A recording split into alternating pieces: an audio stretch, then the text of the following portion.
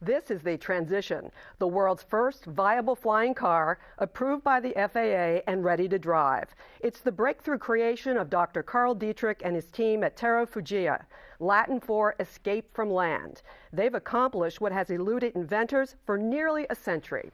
Dr. Dietrich joins us to share his vision and foresight into the future of flying cars and other flying vehicles.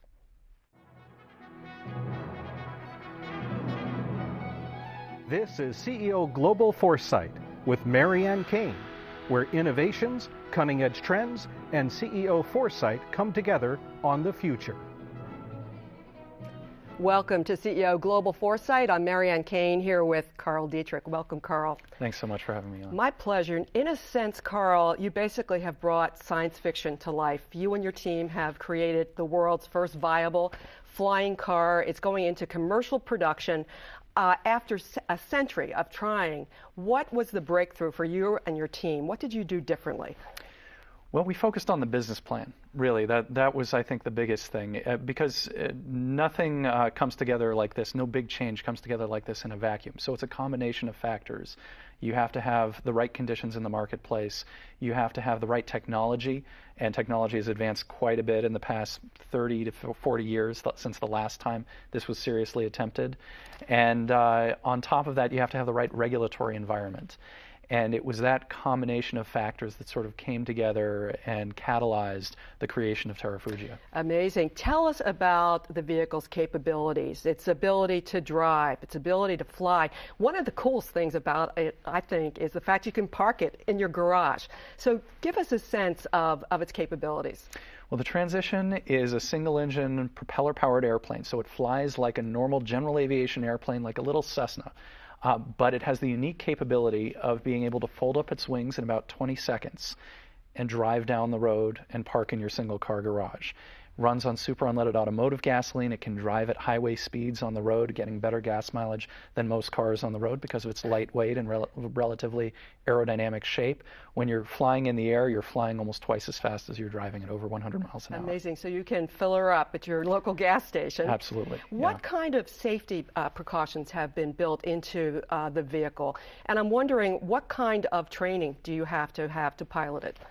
Well, in terms of the safety precautions, the Transition is designed to meet both federal motor vehicle safety standards for driving on the road. So that includes things like you have to have safety cage, crumple zones, airbags, the sorts of features that you have in a modern car today. In addition, we have to meet the ASTM standards for light sport aircraft. And those standards are actually a little bit more stringent than the standards for a normal certified production aircraft. So it's a very high bar that we have to meet to make something that flies and drives. In addition to those basic standards, we have some unique capabilities, like we have a rocket-deployed parachute system on board this vehicle. So if all else were to fail, you could pull a handle, a rocket would deploy a parachute and bring the entire vehicle down underneath the parachute. So that's the worst case safety mechanism that we've got in place. If all else fails. Carl, I'm sure everybody is wondering the cost. When is it available? What are your plans for production? We're anticipating a base price of about $279,000. The first delivery is scheduled for the end of next year at this point. I noticed in researching the program that the British press are all over this. They're fascinated by it. So I wonder, do you have plans for taking this to the European Union? Eventually. Our initial focus is on the U.S. market. The U.S. market represents over 50% of the market for general aviation aircraft. And the regulations in Europe are just slightly different than they are in the U.S.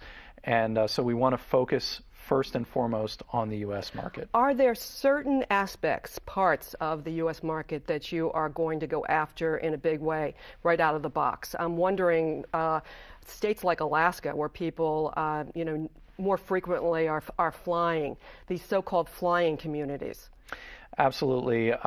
We're right now in the early stages. We're marketing to the general aviation community. So as you mentioned, there are lots of pilots already in Alaska, also down in Florida, recreational flyers.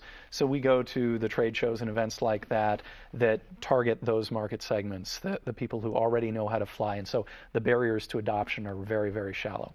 What is your foresight and vision into the future of this vehicle? I'm wondering, can the price point come down? Do you see a day, let's say 10, 20 years out, where these will be mass produced, where your company may be another Ford or a Mercedes? Well, it's certainly possible. It's not something that we have in our sort of near-term vision. It's not something that's going to happen in the next 3 to 5 years.